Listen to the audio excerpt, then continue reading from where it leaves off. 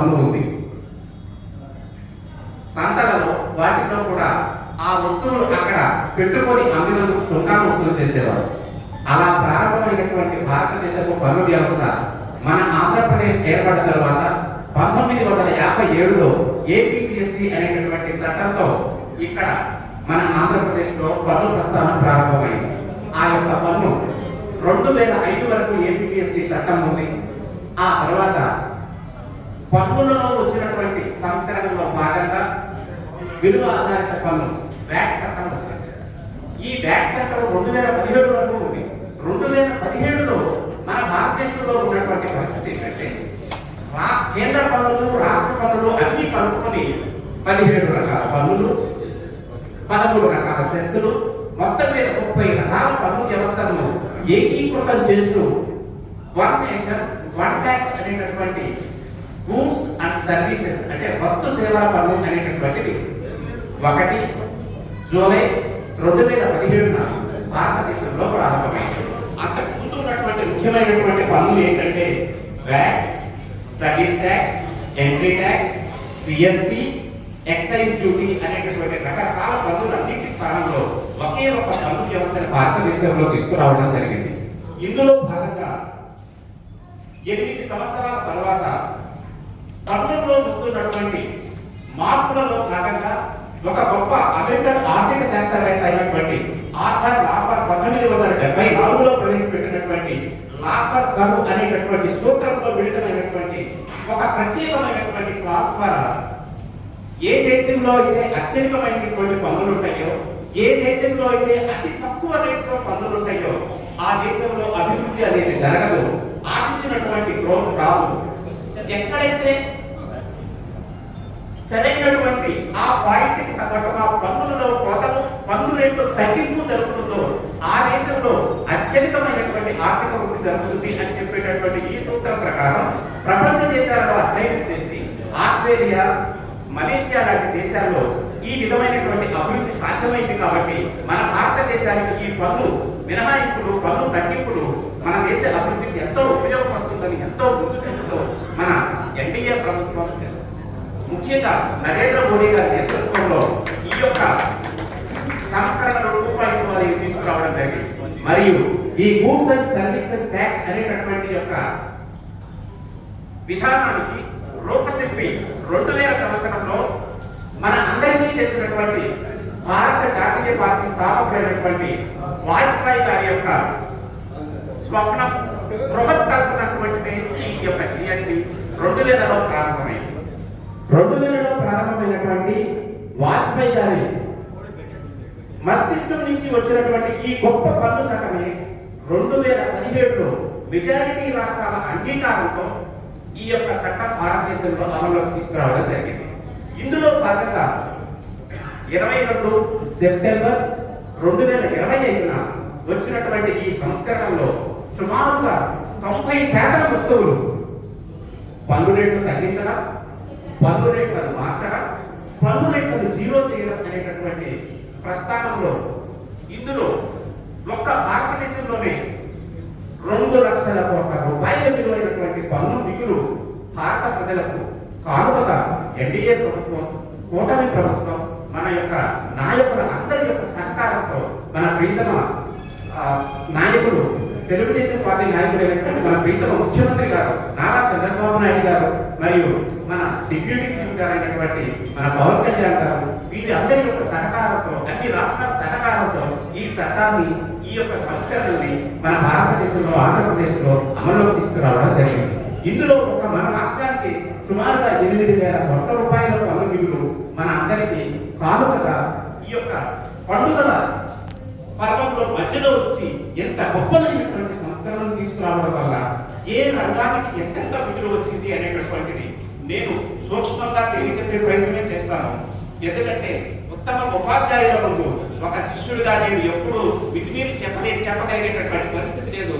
మన కామర్స్ అధ్యాపకులుగా, లెక్చరర్గా మన ప్రీతమ ఎమ్మెల్యే గారు ఎంతో మంది విద్యార్థులకు విద్యను ఒక కానుకగా ఇచ్చినటువంటి గొప్ప మనసున్నటువంటి వ్యక్తి. అందులో మా యొక్క సీనియర్ అసిస్టెంట్ వారి శిష్యులు కావడం ఈ సందర్భంగా నేను గర్వంగా భావిస్తున్నాను. తర్వాత ఎక్కడెక్కడ పన్ను రేట్లు తగ్గి ఏ వర్గాలకు ఇది బెనిఫిట్ వచ్చిందో అతి తక్కువ టైంలో చెప్పే ప్రయత్నం చేస్తాను. మనం నిత్య జీవితంలో ఉపయోగించేటటువంటి చిన్న కార్లు, 2 వీలర్స్, టీవీలు, ఏసీలు, సిమెంట్ ఈ అంశాలలో 28% ఉన్నటువంటి పన్నుని 18% తగ్గించడం జరిగింది. మరియు వైద్యంలో ఉపయోగించేటటువంటి మందులు, వైద్య పరికరాలు 12% నుంచి 5% తగ్గించడం, కొన్ని మందుల మీద అసలు ట్యాక్స్ లేకుండా 0 చేయడం జరిగింది.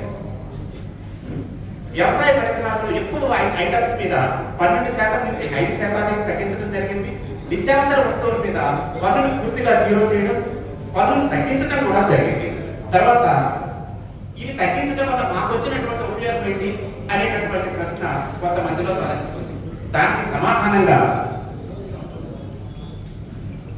ఈ యొక్క పన్ను రేట్లు తగ్గించడం వల్ల వారి యొక్క జీవన వ్యయం అంటే కాస్ట్ ఆఫ్ లివింగ్ అనేటటువంటిది తగ్గి వారి యొక్క కొనుగోలు శక్తి పెరిగి మరలా ఆ యొక్క మిగులు సంపదను, ఆ యొక్క మిగులు ఉన్నటువంటి ఆ డబ్బుని మరలా కొత్త కొత్త రంగాలలో కొత్త కొత్త అంశాలను రీఇన్వెస్ట్ చేసి ఆ ఇన్వెస్ట్మెంట్ కొద్దిగా పెరిగి దేశ అభివృద్ధికి ఎంతగానో ఉపయోగపడుతుంది.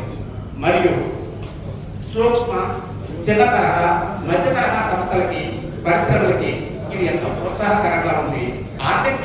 ఆర్థిక వ్యవస్థను బలోపేతం చేయడంలో ఈ యొక్క పన్ను సంస్కరణ ఎంతో కీలక పాత్ర పోషిస్తుంది. స్థానిక ఉత్పత్తులను ప్రోత్సహిస్తుంది. ప్రతి ఇంటికి, ప్రతి రైతుకి, ప్రతి విద్యార్థికి, ప్రతి వ్యాపారానికి ఈ ఫలాలు చేరాలి అనేటటువంటి ఉద్దేశంతోనే ఈ యొక్క కార్యక్రమాన్ని ఏర్పాటు చేయడం జరిగింది. తర్వాత ఆరోగ్యపరంగా వచ్చేటటువంటి పెద్ద సమస్యలు అయినటువంటి హృద్రోగాలు అంటే హార్ట్ డిసీజెస్, తర్వాత క్యాన్సర్, ఇటువంటి వచ్చేటప్పుడు వాటిని ఎదుర్కోవాలంటే ఒక మధ్యతరగతి వ్యక్తికి ఉండేటటువంటి ఏకైక సాధనం ఇన్సూరెన్స్ మీద కూడా పెద్ద మొత్తంలో 18% ఉన్నటువంటి ట్యాక్స్ ని ఈ రోజున 0 చేయడం జరిగింది. కాబట్టి ఖచ్చితంగా ఇన్సూరెన్స్ రంగాన్ని కూడా ఈ యొక్క పన్ను సంస్కరణ ఎంతగానో ప్రోత్సహిస్తుందనడంలో ఏ విధమైన అతిశయోక్తి లేదు.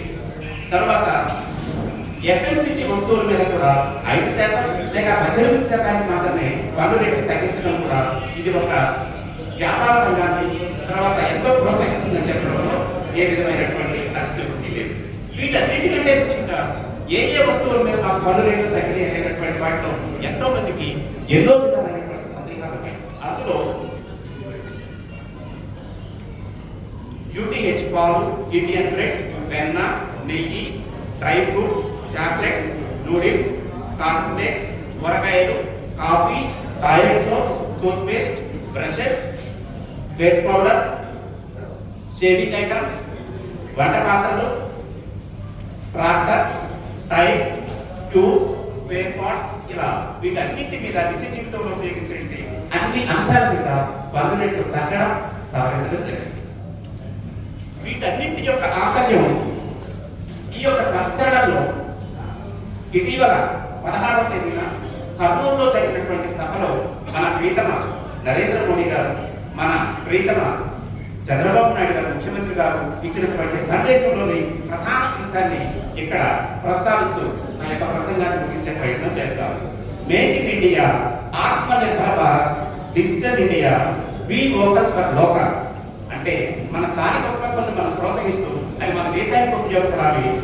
ఆత్మనిర్భర భారత్ అంటే స్వయం శక్తితో భారతదేశం ఎదగాలి అని ఇటీవల గూగుల్ అనేటటువంటి దాంట్లో ఆర్టిఫిషియల్ ఇంటెలిజెన్స్ ద్వారా మన ఆంధ్రప్రదేశ్ లో వైజాగ్ లో ఏర్పాటు చేయడంలో మన ప్రధానమంత్రి గారు ఆంధ్రప్రదేశ్ కి ఎంత గొప్ప పేరు చేశారనేటటువంటి దాన్ని మన ప్రీతమ ముఖ్యమంత్రి గారు ప్రస్తావించడం అనేది ఖచ్చితంగా మన ఆంధ్రప్రదేశ్ అభివృద్ధిలో ఒక కీలకమైనటువంటి మైలురాయిగా మారుతుంది.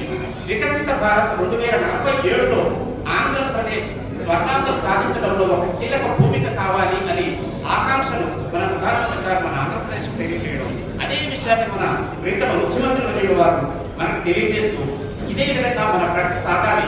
కాబట్టి అందరూ ఇందులో భాగస్వామ్యం కావాలి. ఈ జిఎస్టీ కొనాలు అందరికీ అందాలి అనేటటువంటి ఇచ్చినటువంటి సందేశాన్ని స్ఫూర్తిని మనం తీసుకొని మనం ఈ కార్యక్రమంలో ఎంతో ముందుకు పోవాలి. ఈ కార్యక్రమాన్ని ఇంత చక్కగా ఏర్పాటు చేసినటువంటి మన కావలి వర్తక వ్యాపార మిత్రులకు, వారికి, అన్ని రకాల అసోసియేషన్స్ వారికి శిరస్సు వంచి వినమ్రంగా ఈ కార్యక్రమాన్ని ఇంత గొప్పగా ఏర్పాటు చేస్తున్న మీ అందరికీ, ఈ కార్యక్రమానికి చేసినటువంటి పెద్దలకు మరొకసారి నా యొక్క హృదయపూర్వక నమస్కారాలు తెలియజేస్తున్నాను. నాకు ఇక్కడ ఈ మాట్లాడే అవకాశం ఇచ్చినటువంటి అందరికీ కూడా ధన్యవాదాలు తెలియజేస్తున్నాను. Thank you.